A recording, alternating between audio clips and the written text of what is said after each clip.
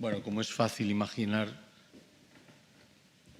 yo dedico prácticamente todo mi tiempo a tareas de docencia además sobre esta cuestión, entre otras, y nadie puede suponer que vamos a resolver las cosas en 30 minutos. No obstante, lo que he intentado es condensar, por eso llevo mucho material escrito, entre otras cosas porque esto también se va a publicar, pero he intentado condensar bastante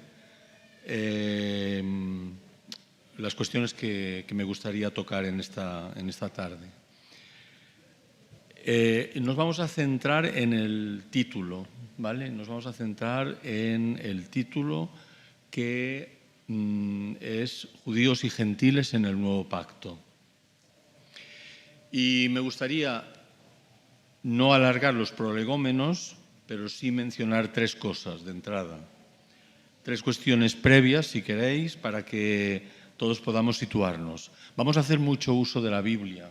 Yo sé que hoy en día esto quizá no está muy de moda o lo hacemos con medios electrónicos, pero realmente vamos a leer mucha Biblia. Por eso tengo unas 300 páginas, más o menos, pero están incluidos los textos bíblicos. No.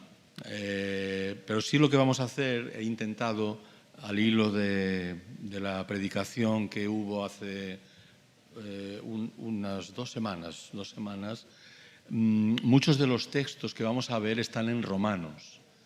De manera que, aunque tenemos muchos donde escoger, vamos a intentar centrarnos un poco en Romanos y, dado que la Biblia incluye Antiguo y Nuevo Testamento, pues vamos a fijarnos principalmente en el Nuevo Testamento. O sea que este es un poco el planteamiento que me gustaría hacer. Tres cosas para comenzar y meternos en materia. La primera, la Biblia, tanto el Antiguo como el Nuevo Testamento, no fue escrita directamente a los que estamos hoy aquí. Esto ya lo he comentado en alguna ocasión, pero es muy importante recordarlo. Nosotros no somos los receptores originales de los textos bíblicos. Y eso es importante porque cuando hacemos una lectura más devocional, y es correcto que la hagamos, tendemos a aplicar directamente, sin ningún filtro u otras explicaciones de por medio, tendemos a aplicar directamente los textos al día de hoy y concretamente a nuestra vida. Es más, yo diría que lo hacemos de una manera muy individual, más que como colectivo, como pueblo, como grupo. Lo hacemos más de manera personal. Pero la Biblia no fue escrita no fue escrita a nosotros. Sí fue escrita para nosotros, subsidiariamente, pero no fue escrita a nosotros. Sin embargo, Pablo dice, tanto en Romanos como en Primera de Corintios, que estos textos sagrados sirven para dos cosas muy importantes. En primer lugar, la enseñanza. Romanos 15, 4 dice, porque las cosas que se escribieron antes, para nuestra enseñanza se escribieron, a fin de que por la paciencia y la consolación de las Escrituras tengamos esperanza. Por lo tanto, fue escrita para nuestra enseñanza. Tampoco nos lo dice a nosotros, se lo dice a la Iglesia de Roma. Y en el caso de Corinto, añade que esos textos también son para amonestación de los que los leen. 1 Corintios 10, 11. Y estas cosas les acontecieron, y habla del pueblo antiguo de Israel, les acontecieron como ejemplo y están escritas para amonestarnos a nosotros, a quienes han alcanzado los fines de los siglos. O sea que él mismo reconoce que esos textos no van dirigidos ni a Roma ni a Corinto, pero sí son válidos para la enseñanza y la amonestación de los creyentes en Roma, en Corinto y, por extensión, a todo el mundo, el pueblo de Israel y las vicisitudes por las que pasó, como ejemplos para nosotros. Tipos es la palabra que utiliza, tipos. De ahí sacamos nosotros ese mismo término, tipo. Sabemos que hay tipos y antitipos, ¿verdad? Bueno, pues como tipos, como ejemplos, como patrones que nosotros podemos imitar y seguir. Eso en primer lugar. La Biblia no fue escrita a nosotros, pero sí es válida, conveniente, necesaria para nosotros, por los motivos que ya hemos visto. Segundo lugar, debemos evitar una tentación que yo también considero muy habitual y muy humana, y es leer la Biblia desde delante hacia atrás, o si queréis, desde el presente hacia el pasado. Vosotros imaginaos que estáis leyendo una novela. Yo me imagino que casi nadie empieza a leer la novela por el final, porque entonces, en primer lugar, ya sabe lo que ocurre, se descubre la trama, y, en segundo lugar, todo lo que pueda venir antes del desenlace, el lector lo va a interpretar a la luz de lo que ya sabe del final. Acaban juntos, descubren no sé qué, o todo acaba como el Rosario de la Aurora, en fin, según el género literario. Pero entonces todo lo mira a través de esos lentes. Claro, si nosotros leemos la Biblia desde ahora hacia atrás, desde el presente hacia el pasado, desde el Nuevo Testamento hacia el Antiguo Testamento, lo que va a suceder es que eso no nos va a dejar comprender cabalmente el origen y el desarrollo de la historia, porque ya la estamos leyendo desde el desenlace, desde el final. Quizá no el final ultimísimo, pero sí prácticamente el final. Es decir, la historia de la salvación que se muestra en las páginas de la Escritura, es conveniente leerla no con los lentes de lo que ocurre al final, sino leerla desde el principio y tomarnos en cada etapa, en cada momento de esa historia que se va desarrollando, tomar cada uno de esos momentos en serio, sin tener en cuenta lo que vendrá después, aunque nosotros lo sepamos, pero para darle valor a lo que significó entonces, para la gente de entonces y para los acontecimientos de ese momento. ¿Quiere esto decir que hay que despojarse de todas nuestras creencias, nuestras confesiones de fe, nuestras enseñanzas heredadas de generaciones anteriores? No quiere decir eso, pero sí quiere decir que, aunque evidentemente el Nuevo Testamento arroja luz sobre el Antiguo, donde hay una serie de temas, de cuestiones que no se desarrollan plenamente, aún así debemos reconocer que muchas de nuestras creencias, del bagaje que tenemos, de la denominación, de los pastores que nos han enseñado, de las iglesias a las que hemos ido, de los libros que hemos leído, etcétera, etcétera, etcétera, todo eso influye en nuestra manera de leer. Entonces yo siempre recomiendo que, aunque no se puede hacer tabla rasa porque somos humanos, pero sí que intentemos dejar ese bagaje a un lado a la hora de leer la Escritura y de interpretarla, porque recordemos que toda lectura de la Biblia va a ser una interpretación. Así que hay que esforzarse y eso requiere trabajo. Y hoy en día estamos hartos de trabajar y lo que queremos es ver una serie o leer o yo qué sé, ir a ver algún deporte o practicarlo. Y es difícil que las personas se esfuercen por algo tan importante como es la meditación y la lectura y el estudio. Y en tercer y último lugar, me gustaría que tuviéramos en cuenta lo siguiente. Esto no lo puedo desarrollar porque, por dos motivos. Primero, no tenemos tiempo. Segundo, algunas de estas cosas ya las he dicho en A Jacob Amé, por ejemplo, las páginas 157 y 158, si no recuerdo mal, y es esta. Yo he llegado a la conclusión, después de mucho tiempo meditando en esto, que cuando el Nuevo Testamento habla de Israel y términos afines, Israel, israelitas, judíos, la circuncisión, etc., cuando habla en estos términos se refiere a personas que pertenecen al Israel étnico. ¿De acuerdo? Esto es importante, como veremos luego.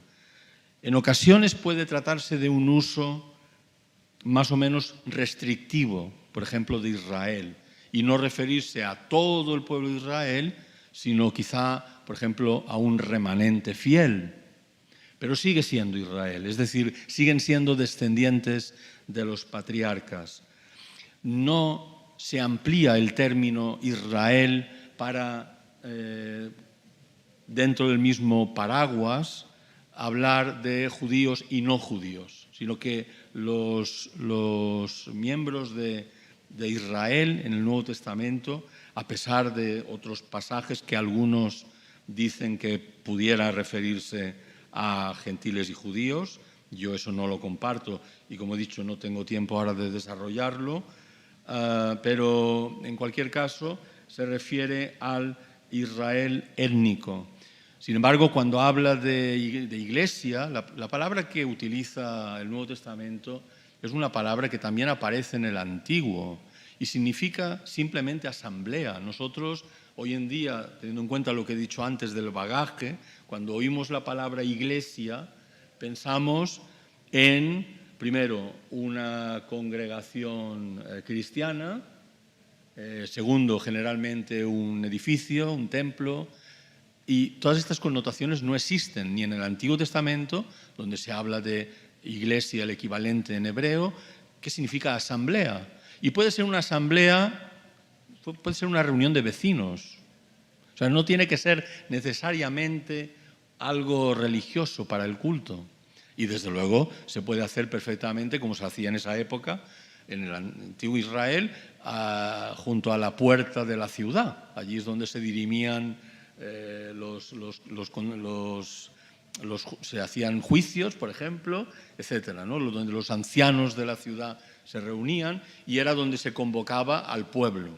Bueno, pues en el Nuevo Testamento, cuando se habla de iglesia, también se habla en los mismos términos de asamblea, de congregación, pero es con independencia del lugar en el que se encuentre y con independencia incluso del motivo, aunque ya en el Nuevo Testamento va tomando cuerpo la idea de iglesia, eclesía, como congregación de creyentes. Bueno, cuando el Nuevo Testamento habla de iglesia, entonces sí vemos que en su seno hay judíos creyentes en el Mesías y gentiles también creyentes en el Mesías. Pero cuando habla de Israel, no. Esa es la gran diferencia, como vamos a ver, y tiene mucha importancia.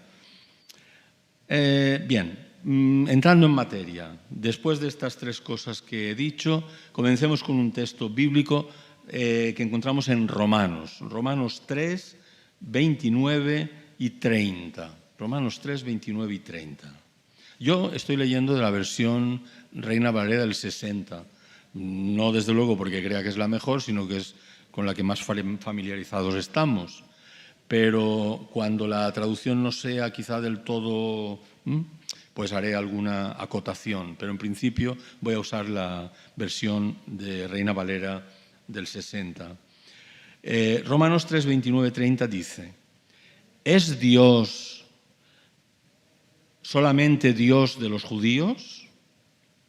¿no es también Dios de los gentiles? Ciertamente, también de los gentiles, porque Dios es uno. Y Él, dice Pablo, justificará por la fe a los de la circuncisión, una forma de referirse a los judíos cuando habla de la circuncisión, y por medio de la fe a los de la incircuncisión, otra manera de referirse a los no judíos, judíos circuncidados, no judíos incircuncisos. Por cierto, que el término judío, que yo utilizaré, digamos, de manera prácticamente sinónima con israelita, con Israel, como los términos que antes he mencionado, el término judío viene a utilizarse sobre todo a partir de la vuelta del exilio babilónico. Cuando el pueblo, que en realidad en Babilonia no había ido todo Israel, sino que el reino del norte había sido desterrado por parte de los asirios y el reino del sur, que era básicamente Judá, había sido llevado al exilio en Babilonia. Y luego en tiempo de los persas, que fueron quienes conquistaron Babilonia, volvieron. Pero por eso se llaman judíos, porque sobre todo eran del reino del sur, de Judá, y de ahí pues lo de judíos. Pero muy pronto el término judío vino a referirse, como es hoy día, vino a referirse a todas las tribus, es decir, a cualquier descendiente de Abraham, Isaac y Jacob. Pues bien, no hay ninguna discusión posible en absoluto en cuanto a que en el nuevo pacto Dios incluye a judíos y a gentiles y los incluye de la misma manera, mediante la fe. De eso no hay ninguna duda. Pero la cuestión que nos vamos a plantear y que es legítima en esta tarde es cómo llegó Dios a ser el Dios de Israel y cómo llegó Dios a ser el Dios de los gentiles. O sea, Pablo dice que efectivamente, claro, está hablando después de la venida del Mesías y está diciéndoles a los creyentes en Roma, donde hay mayoría probablemente gentil, no judía, pero también un grupo judío dentro de la misma congregación, está diciendo efectivamente Dios es Dios de los judíos y Dios de los gentiles. Pero la pregunta que yo me hago es, ¿cómo Dios llegó a ser Dios de los judíos? ¿Y cómo Dios llegó a ser Dios de los gentiles? ¿Fue de la misma manera? ¿Fue al mismo tiempo? ¿Fue en las mismas circunstancias? Bueno, desde luego no. Si no había ninguna duda que Dios es Dios de los judíos y Dios de los gentiles, por supuesto hay muchísima diferencia en cuanto a cómo Dios llega a ser Dios de los judíos y Dios de los gentiles. La situación es diferente. Si bien no existen varios caminos de salvación, no hay un doble camino de salvación, uno para los judíos y otro para los gentiles, no lo hay. No hay un pacto específico para los judíos y otro, el que fuere, para los gentiles, no. Pero sí podemos constatar en la Escritura que la revelación recibida por unos y otros fue distinta, completamente distinta, como vamos a ver. Y la relación de los unos y los otros, judíos por un lado, gentiles por otro, cuando digo gentiles estamos hablando de no judíos, no étnicamente descendientes de los patriarcas, en concreto de Abraham a través de Jacob. Jacob tuvo otros hijos, naturalmente, pero estamos hablando de Jacob, cuyo nombre fue cambiado a Israel. Veamos cuál es esa diferencia. Hasta la venida del Mesías, es decir, nosotros decimos antes de Cristo, Cristo significa literalmente Mesías, lo que en griego, y Mesías es una palabra que procede del hebreo, pero significa lo mismo, el ungido de Dios. Bueno, pues antes de la venida del Mesías, el pueblo judío Israel había recibido la Torá, o sea, la ley, la voluntad de Dios expresada en mandamientos, en estatutos, en leyes. Y había establecido, a instancias de Dios, un pacto, una relación de pacto con ese Dios que se les había revelado y que les había entregado la ley. Fijaos, en Deuteronomio 4, 7 a 9, dice, fijaos esto lo importante que es, ¿qué nación grande hay que tenga dioses tan cercanos a ellos como lo está Jehová nuestro Dios en todo cuanto le pedimos?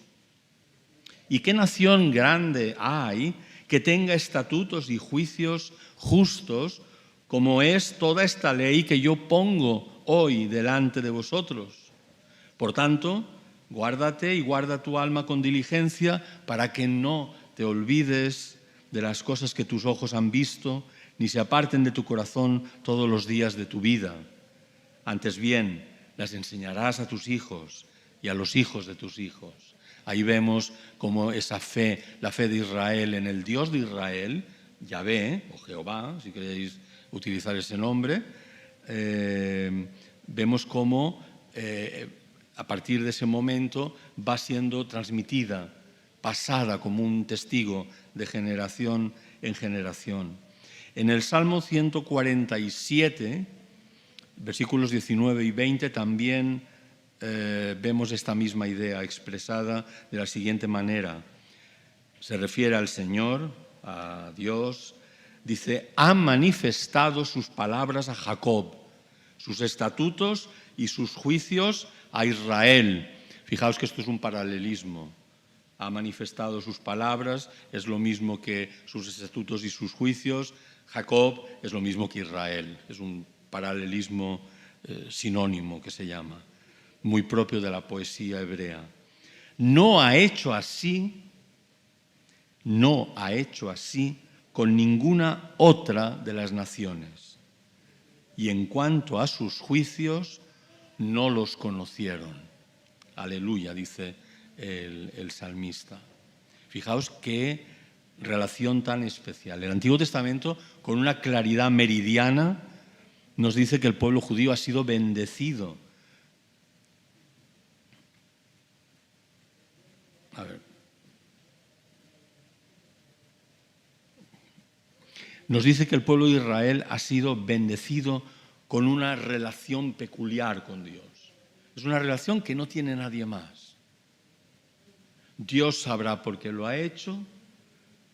La realidad es que no hay merecimiento alguno.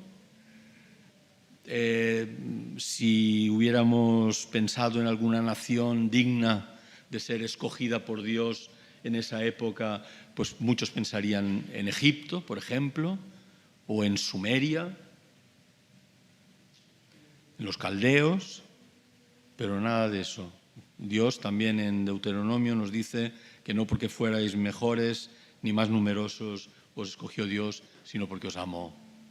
Y el amor de Dios no se puede cuestionar, es que cuando intentamos destriparlo ya tenemos otra cosa, pero no tenemos ese amor y esa relación.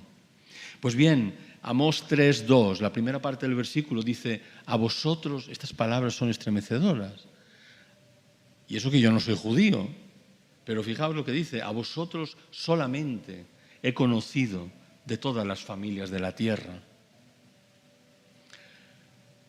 Esta relación incluye una revelación igualmente especialísima, distinta de cualquier otra nación. Y este es un acontecimiento único en la humanidad. No hay ningún otro pueblo de quien Dios diga, este es mi pueblo.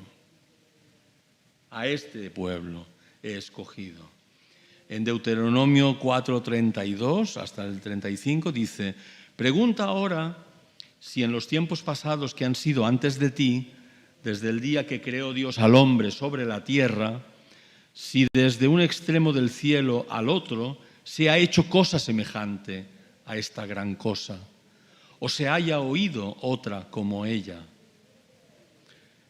¿Ha oído pueblo alguno la voz de Dios, hablando en medio del fuego, como tú la has oído sin perecer? ¿O ha intentado Dios venir a tomar para sí una nación de en medio de otra nación? Se refiere a Israel cuando lo sacó de Egipto, con pruebas, con señales, con milagros y con guerra, y mano poderosa y brazo extendido, y hechos aterradores como todo lo que hizo con vosotros Jehová vuestro Dios en Egipto ante tus ojos. En realidad son preguntas retóricas. Claro que no, claro que no.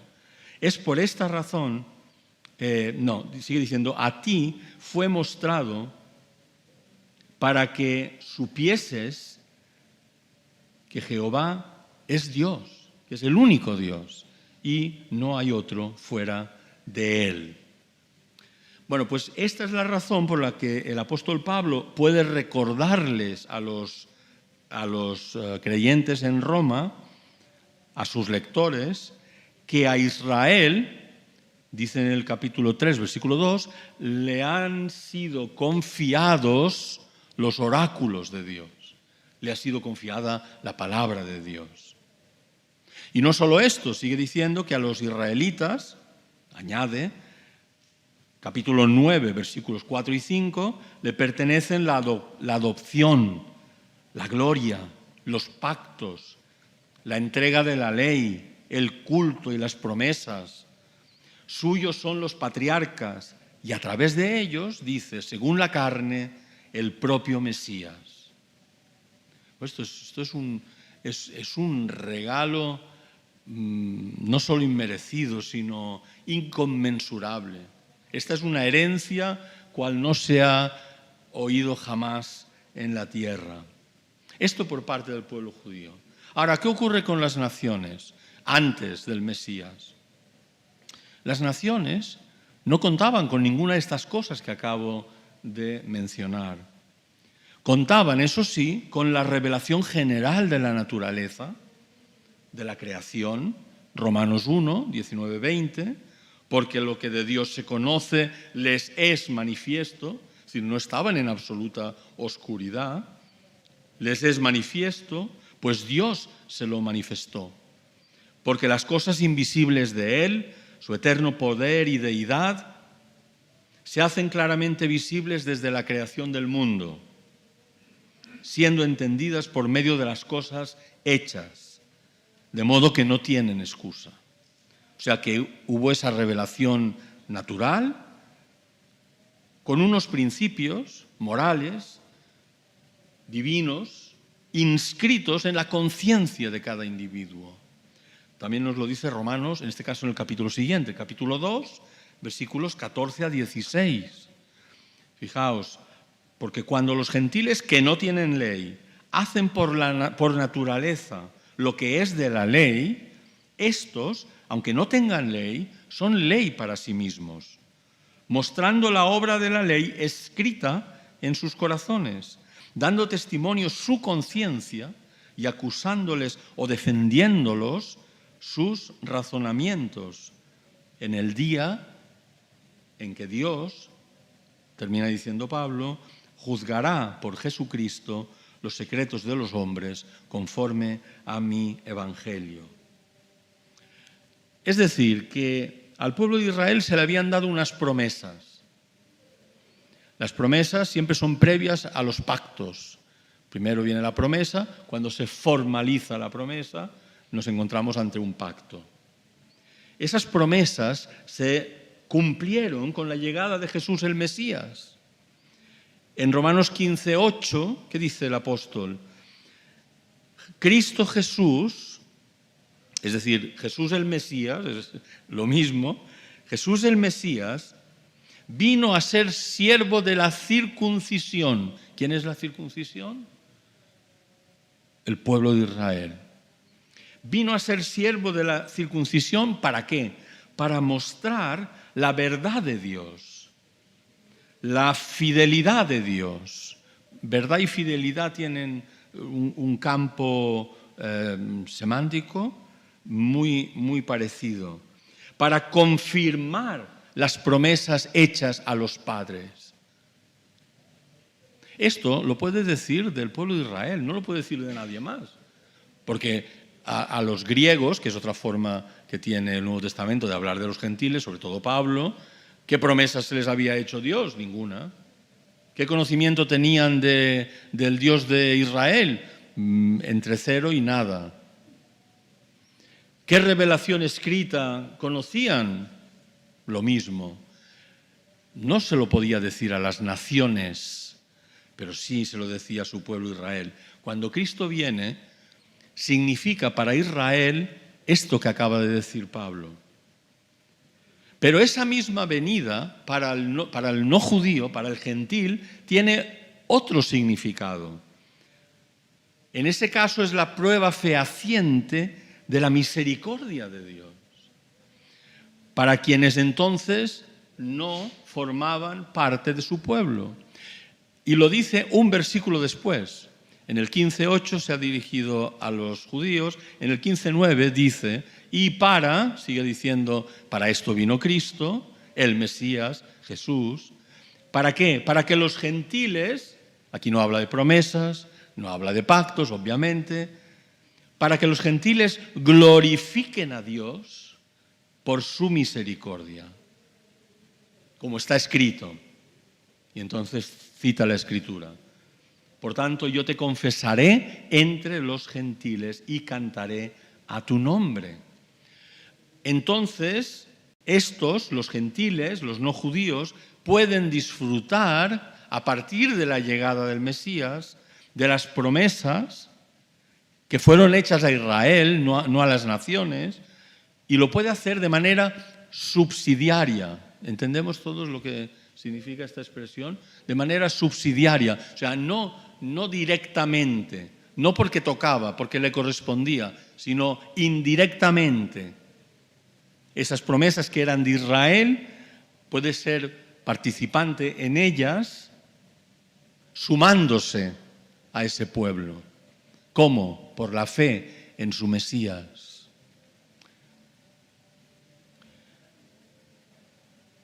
Seguimos, porque el tiempo corre.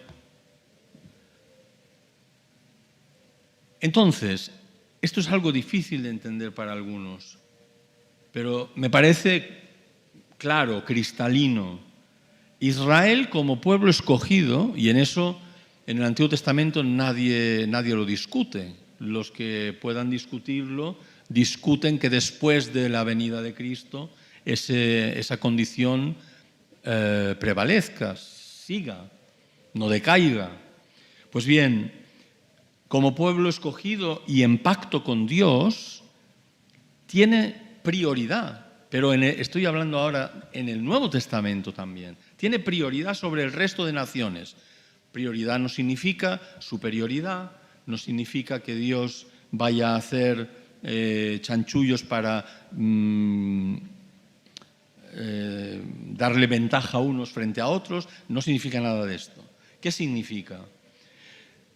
Esta prioridad, en primer lugar, no tiene que ver solamente con las bendiciones, sino también con los castigos, con la responsabilidad. Miremos Romanos 1:16. Esto creo que lo sabemos de memoria prácticamente todos. No me avergüenzo del Evangelio, porque es poder de Dios para salvación a todo aquel que cree. Y aquí terminan la mayoría de los predicadores.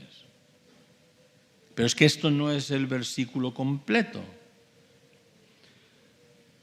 Poder de Dios para salvación a todo aquel que cree. Y añade, al judío primeramente, proton, y también al griego, o sea, al gentil. Pero también esa prioridad tiene que ver con los castigos, o sea, con las bendiciones, pero también con las maldiciones. Por eso, unos versículos después, en Romanos 2:9, dice, tribulación a los que no creen, a los que no reciben ese evangelio, tribulación y angustia sobre todo ser humano que hace lo malo, pero tampoco acaba ahí el versículo, al judío primeramente y también al griego. Pero es que Jesús mismo lo dijo con mucha claridad en Lucas 12:48, en la segunda parte del versículo. Porque a todo aquel a quien se haya dado mucho, mucho se le demandará. Y al que mucho se le haya confiado, más se le pedirá. Por lo tanto, a mayor conocimiento de la revelación de Dios, recordemos que la revelación del pueblo judío que recibe el pueblo de Israel no tiene nada que ver en comparación con las sombras, con la medio oscuridad en la que están las naciones. A mayor conocimiento de la revelación de Dios y de su voluntad, consecuentemente, mayor responsabilidad. Tú no puedes pedirle lo mismo a un adolescente que a un niño de 2 años, por poner hacer una comparación. O sea, a uno se le da más, tiene más conocimiento, por lo tanto se le exige más. Esta prioridad del pueblo judío aparece a lo largo y ancho de todo el Nuevo Testamento. Fijaos, lo que ocurre es que muchas veces lo leemos y no lo vemos. Lo leemos pero no lo vemos. Marcos 7:26. Cuando Jesús se encuentra con aquella mujer cananea, o sea, no es judía, es gentil, y ella le pide un milagro, ¿os acordáis? ¿Y qué le dice Jesús? Deja primero, utiliza la misma palabra, proton, deja primero que se sacien los hijos, porque no está bien tomar el pan de los hijos y echarlo a los perrillos. Esto a nosotros nos suena como poco un tanto ofensivo. O Mateo 15:24, si queréis compararlo con un pasaje paralelo, donde se da la explicación de estas palabras de Jesús.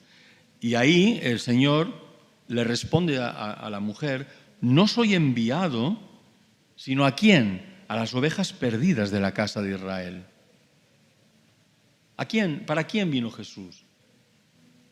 ¿Para el mundo entero? Esto no es lo que leemos. O sea, Jesús mismo dice: yo he venido a las ovejas perdidas de la casa de Israel. Hechos 3:26, yendo un poco más adelante, está el apóstol Pedro. Voy a parar un segundo para...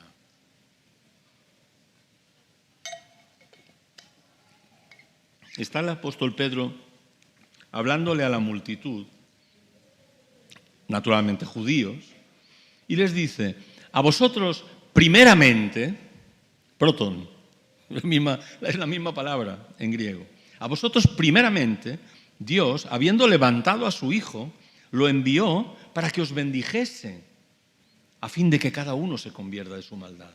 Pedro no está hablando a gentiles. Aquí los gentiles ni están ni se les espera todavía.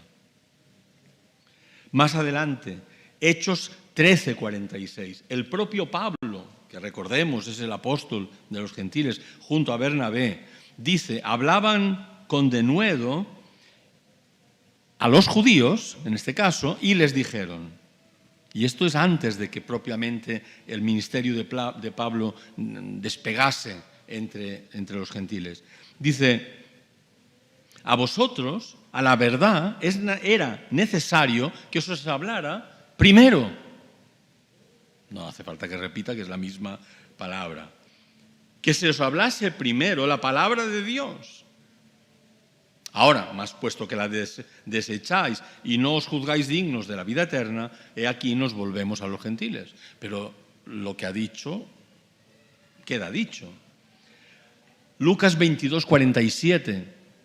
No lo estoy leyendo necesariamente en orden cronológico, como es natural, pero sí creo que para dar peso al argumento. En Lucas 22:47,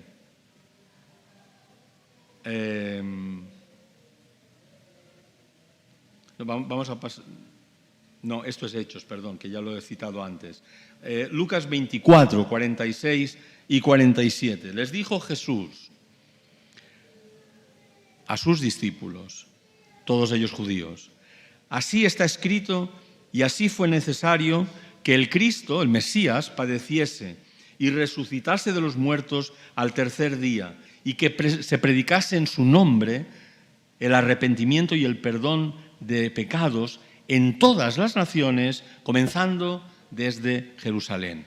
Esto recordará a Hechos 1:8, donde ya el Jesús, no solo resucitado, sino ascendido, dice a sus discípulos: recibiréis poder cuando haya venido sobre vosotros el Espíritu Santo y me seréis testigos en Jerusalén, en toda Judea, en Samaria. Fijaos que cada vez se va expandiendo más, pero inicia en el pueblo de Israel, en Samaria y hasta lo último de la tierra.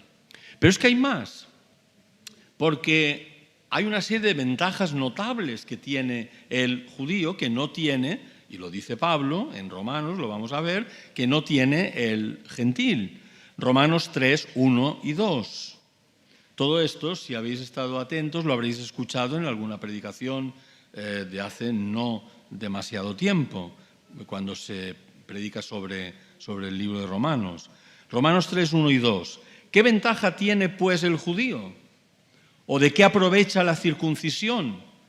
Y aquí algunos esperarían que dijera, pues no tiene ninguna ventaja, no sirve para nada. Pablo dice, mucho en toda manera.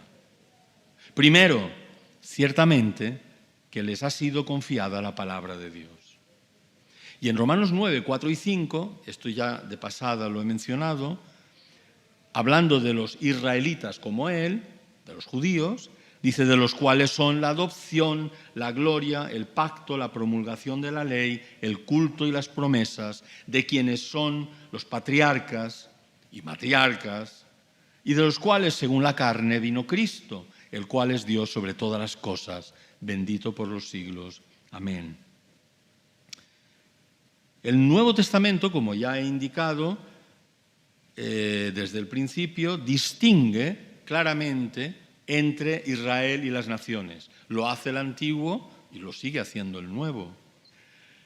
La venida de Jesús al mundo para Israel tuvo un sentido que no tuvo para nadie más, y fue el significado de cumplimiento profético. ¿Os acordáis de Simeón en Lucas capítulo 2, que estaba en el templo? Versículos 29 a 32. Cuando ve al pequeño Jesús en el templo, ¿qué dice Simeón? Ahora, Señor, despides a tu siervo en paz conforme a tu palabra, porque han visto mis ojos tu salvación, la cual has preparado en presencia de todos los pueblos, efectivamente. Ahora, ¿qué añade? Luz para revelación a los gentiles y gloria para tu pueblo Israel. Para el pueblo de Israel no es revelación, porque la revelación ya la tiene. Es la confirmación de la revelación. Es el cumplimiento de las promesas. Pero para los no judíos, efectivamente, es luz de revelación. Fijémonos que en el versículo 25, justo antes, se dice que Simeón, dice, era varón justo y esperaba la consolación ¿de qué? ¿De las naciones? No, la consolación de Israel. La consolación de Israel significa el Mesías. ¿Cuál era el consuelo que esperaba el pueblo de Dios? El Mesías, que no lo reconoció en gran parte en su momento, pero era lo que esperaba. Simeón sí lo reconoció. Jesús, esto es muy básico, lo sabemos todos, vino a su tierra y a su pueblo. Juan 1:11. A lo suyo vino y los suyos no le recibieron. Jesús dejó claro que su ministerio iba dirigido a los judíos. Mateo 15:24, las ovejas perdidas de la casa de Israel. O Marcos 7:27, como texto paralelo. Es más, sus discípulos, judíos también como él, entendieron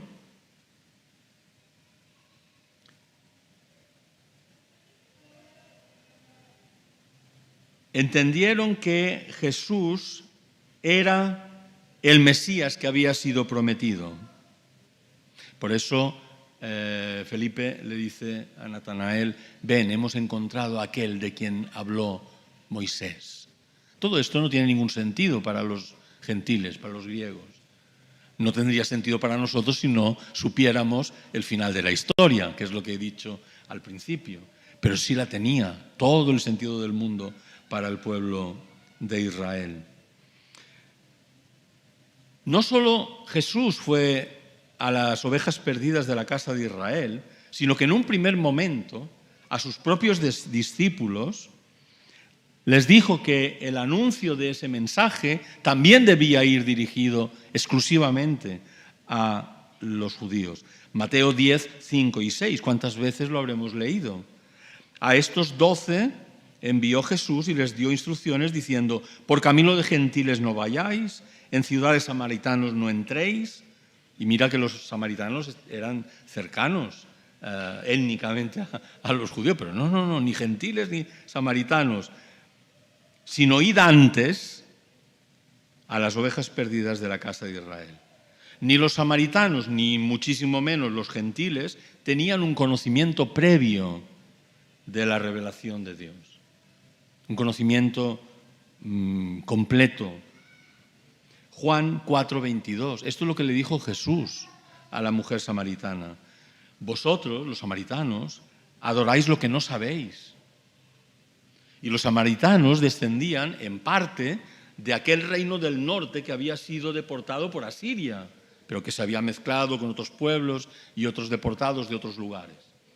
O sea que estaban bastante cerca, pero no. Dice, vosotros adoráis lo que no sabéis.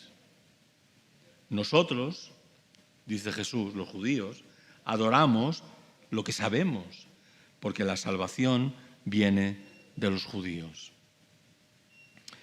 En fin, voy a saltar y encaminarnos un poco hacia la conclusión, pero tenemos una parte importante que es ver qué papel entonces tenemos los no judíos en el nuevo pacto. Pero entendamos esto, para ser el Salvador de las naciones, Jesús tiene que ser primero el Salvador de Israel. Si Jesús no es el Mesías de Israel, no puede ser el Mesías o el Salvador de las naciones. Cuando en Mateo 1:21 leemos que el ángel se dirige a María, la madre de Jesús, le dice: darás a luz un hijo y llamarás su nombre Jesús, que significa Dios salva, salvación, etc. ¿Por qué? Porque Él salvará a su pueblo de sus pecados. ¿De qué pueblo está hablando? Está hablando de Israel.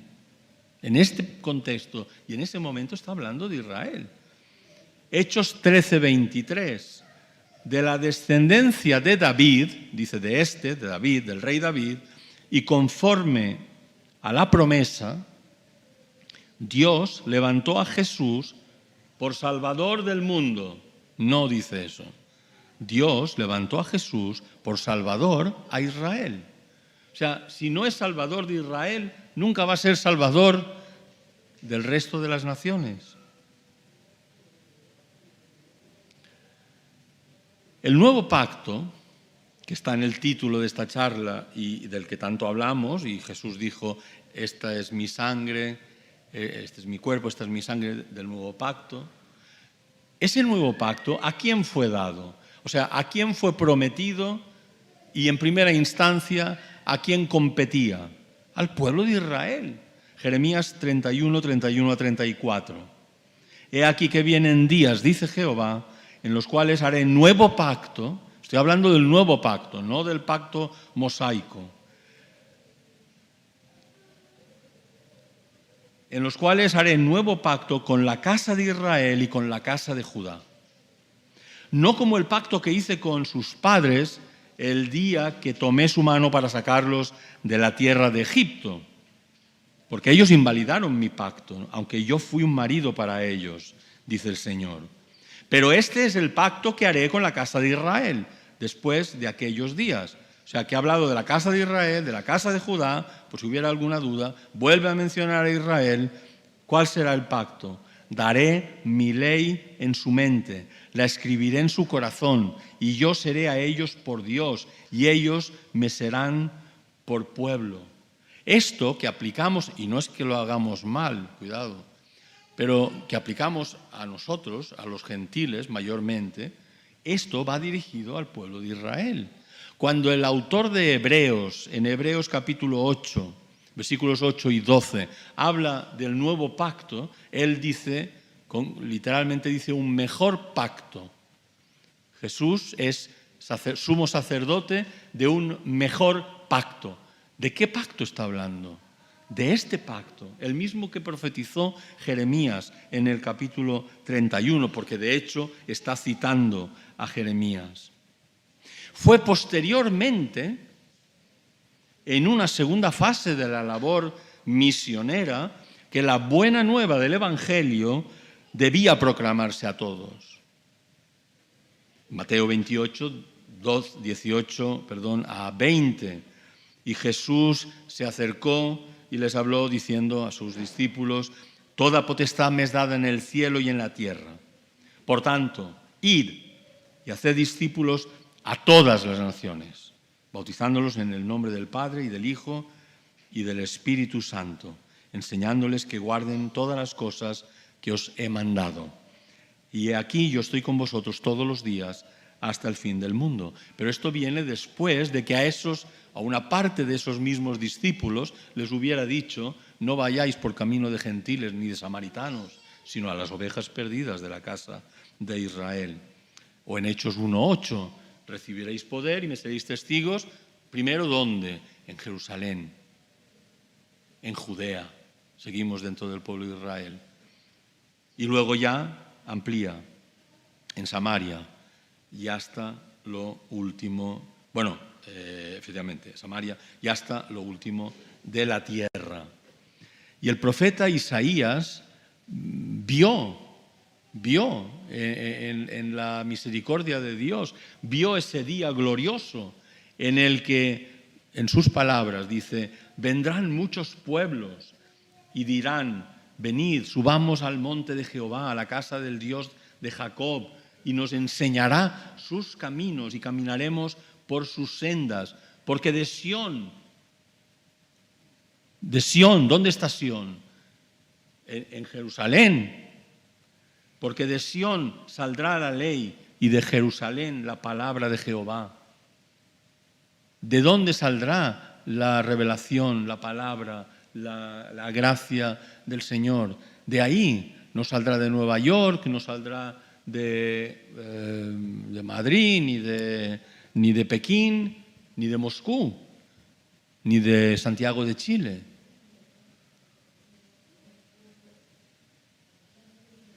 Esta bendición tiene el propósito de alcanzar a las naciones. Como vemos en Génesis, y ya voy terminando, no sé ni qué hora es, como vemos en Génesis capítulo 12, Dios llama a Abraham y le dice: haré de ti una nación grande y te bendeciré, y engrandeceré tu nombre y serás bendición. Bendeciré a los que te bendijeren y a los que te maldijeren maldeciré. Y serán benditas en ti todas las naciones, todas las familias de la tierra. Ya lo dice en Génesis. El propósito de la bendición que Dios promete no se la va a quedar en exclusividad el pueblo de Israel, sino que deberá alcanzar a todas las naciones. Y eso es lo que ocurre. ¿Os acordáis de la oración sacerdotal en el libro de Números? Capítulo 6, ¿cómo empieza la oración sacerdotal? No es ninguna sorpresa que lo haga así. Jehová te bendiga. Dice la misma palabra que aparece en Génesis 12, cuando habla de bendición. Jehová te bendiga. En el Salmo 67:1, el salmista utiliza las mismas palabras. Dios tenga misericordia de nosotros y nos bendiga. haga resplandecer su rostro sobre nosotros. ¿Pero por qué dice esto? Porque unos versículos más adelante, en el 2 y en el 3, de ese mismo Salmo 67, lo explica. Para que sea conocido en la tierra tu camino, en todas las naciones tu salvación. Es decir, que hay una mutualidad, una relación de bendición mutua de Israel hacia las naciones y, como luego dirá Pablo, también de las naciones hacia Israel. Estas palabras del salmista nos retrotraen a Génesis capítulo 12 y apuntan a algo muy importante con lo que quiero terminar, y me voy a quedar en la mitad o menos, pero nos remiten al siervo del Señor en Isaías. En Isaías 49, 6, hablando uno de los cánticos del siervo, o de las canciones del siervo, dice: poco es para ti que tú seas mi siervo para levantar las tribus de Jacob. Aquí está hablando en términos puramente de Israel, para que restaures el remanente de Israel. Pero sigue diciendo: también te di por luz de las naciones, para que seas mi salvación hasta lo postrero de la tierra. O sea que Dios escoge a Abraham, escoge a la descendencia de Abraham, bendice a su pueblo escogido, pero ¿lo hace para qué? Para que ese pueblo transmita esa revelación, ese conocimiento, esa gloria, esa presencia de Dios. Aquí se podría hacer un estudio maravilloso al respecto, y lo transmita al resto. Es su responsabilidad. Por eso también tendrá mayor castigo cuando incumpla esa responsabilidad. Pero cuando nosotros nos erigimos en superiores, porque en el nuevo pacto incorrectamente pensamos que por cuanto a efectos de salvación no hay judío ni gentil, no hay hombre ni mujer, no hay amo ni siervo, etcétera, etcétera, etcétera. Pero es que eso tiene que ver con la salvación, no tiene que ver con la función, no tiene que ver con que Israel deje que decaiga su llamamiento, su vocación. ¿Qué dice el apóstol Pablo en Romanos capítulo 11? El llamamiento y los dones de Dios son irrevocables. El llamamiento y los dones de Dios son irrevocables. En resumen, el Nuevo Testamento, específicamente, que es de lo que estamos hablando más hoy, refleja esta comprensión básica del propósito salvífico de Dios, que nos presenta, a saber, un Mesías judío que viene a su propio pueblo, Juan 1:11, para buscar a los perdidos de ese pueblo, Mateo 15:24, perdonar sus pecados, Mateo 1:21, y convertirse en su Salvador, Hechos 13:23. Todos estos textos los hemos leído. Dicho de otro modo, para darle todo el significado pleno a las profecías y a las promesas originales de bendición al pueblo y a través de ese pueblo, de bendición a todas las naciones. Me gustaría, para finalizar,